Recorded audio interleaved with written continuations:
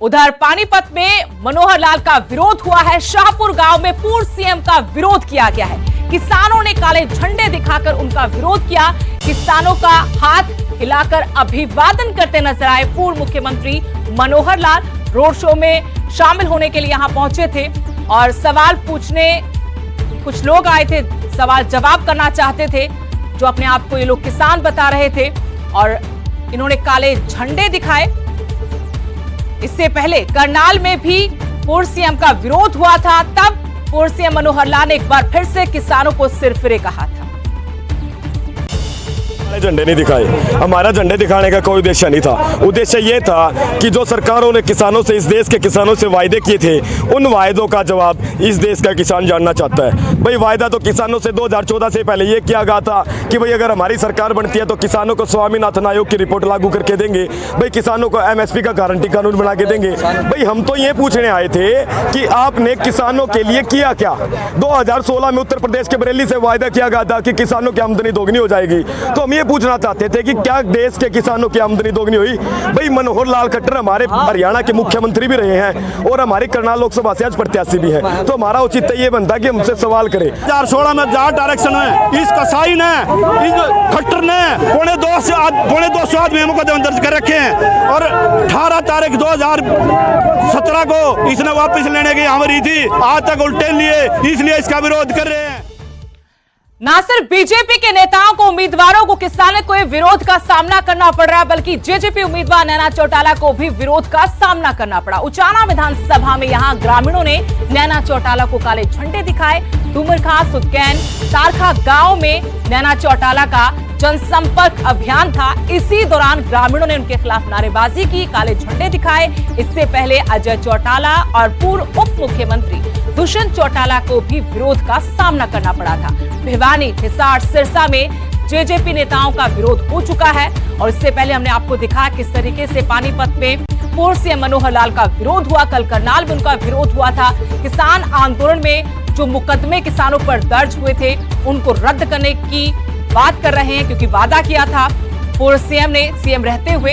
इसी को लेकर आक्रोश आज उनका दिखा, लेकिन नैना चौटाला को भी उचाना में ग्रामीणों के विरोध का सामना करना पड़ा। हिसार लोकसभा सीट से जेजेपी उम्मीदवार हैं नैना चौटाला। करनाल पहुंचे मुख्यमंत्री नायब सिंह सैनी ने कांग्रेस को आड़े हाथों लिया। उपचुनाव के लिए कांग्रेस उम्मीदवार त्रिलोचन सिंह और भूपेंद्र सिंह हुड्डा पर भी उन्होंने तीखा हमला किया।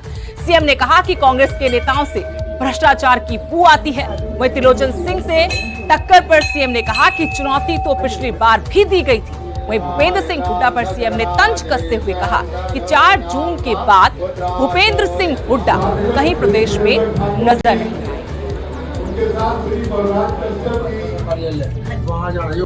पोर्टल हटा देंगे हम। जब इस प्रकार की बात पोर्टल की करते हैं तो कांग्रेस के जो नेता हैं उनके मुंह से भ्रष्टाचार की बू नजर आती है कि ये भ्रष्टाचार को जन्म देने की बात कर रहे हैं। क्योंकि आज लोगों को चाहे आयुष्मान कार्ड है, चाहे बीपीएल कार्ड है, उसका घर बैठे ही बन रहा है और ये सुविधा अगर किसी ने दी, ये हमारी सरकार ने दी है। उनको कहीं चक्कर काटने की जरूरत नहीं है। कल आए थे लेकिन करनाल लोकल बड़े नेता गायब थे कांग्रेस के। ये भी हुड्डा साहब भी 4 जून के बाद गायब हो जाएंगे। सोनीपत लोकसभा सीट से कांग्रेस उम्मीदवार सतपाल ब्रह्मचारी ने जींद में अपने कार्यालय का उद्घाटन किया। इस दौरान उन्होंने पूर्व सीएम मनोहर लाल को मुख्यमंत्री पद से हटाए जाने को लेकर निशाने पर लिया। सतपाल ब्रह्मचारी ने कहा कि इनको तो गांवों में घुसने तक नहीं दिया जा रहा, जगह जगह इनका विरोध हो रहा है।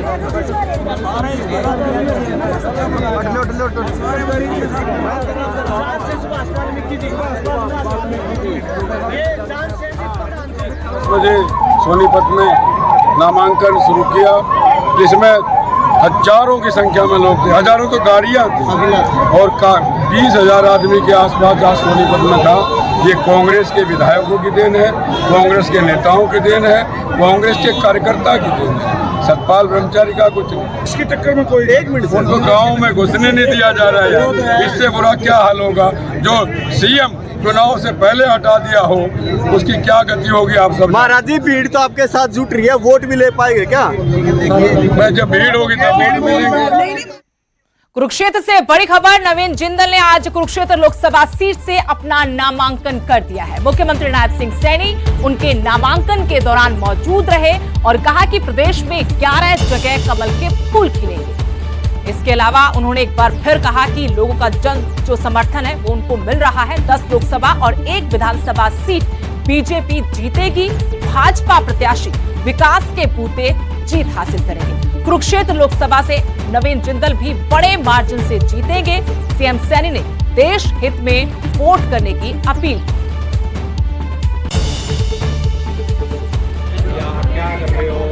नॉमिनेशन फाइल किया है और हरियाणा की हम 10 की 10 लोकसभा की सीटें जीतेंगे।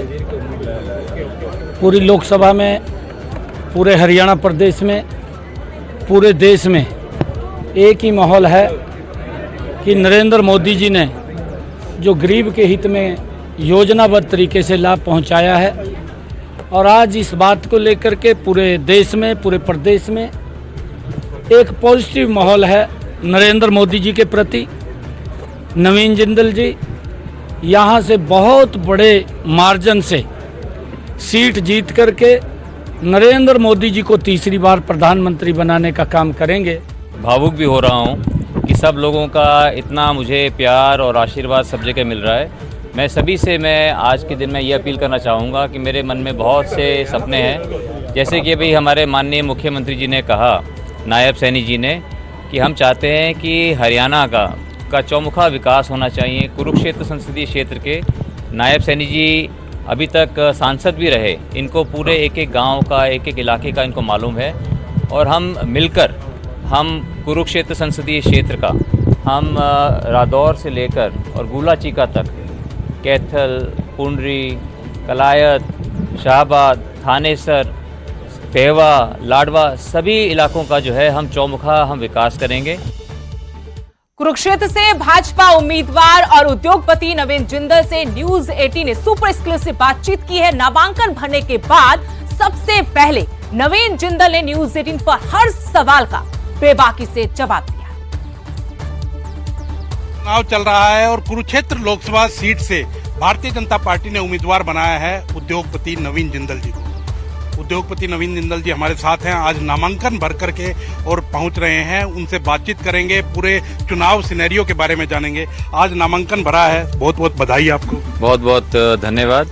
और आज जो है, आज बहुत बड़ी संख्या में लोगों ने आकर के अपना आशीर्वाद दिया, प्यार दिया और सभी पहले साधु संतों ने दिया और पूरे जगह से जितने भी चाहने वाले थे सब लोग, पूरे 9 हल्कों में से लोग आकर के, मैं समझता हूँ 50-60 हजार लोग जो है आज आए और रैली में आकर के सबने जो है अपना आशीर्वाद दिया। नवीन जी, कैसे देखते हैं इलेक्शन को, क्योंकि आम आदमी पार्टी, कांग्रेस एक हो गई है इस इलेक्शन के अंदर, जो एक दूसरे के खिलाफ होते थे आज दोनों इकट्ठे मिल करके चुनाव लड़ रहे हैं आपके खिलाफ।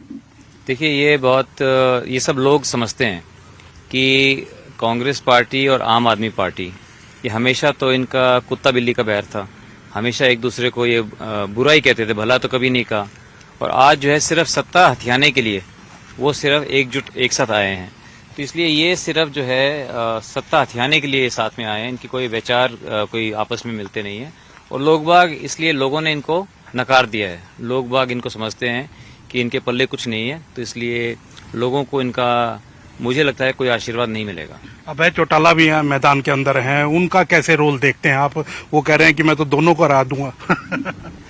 देखिए, अभय चौटाला जी बड़े भाई हैं और अभय चौटाला जी भी बहुत वो मजबूत कैंडिडेट हैं अभय चौटाला जी, और उनका एक यहाँ पर उन्होंने काम भी किया हुआ है और सभी जगह उनके समर्थक भी हैं।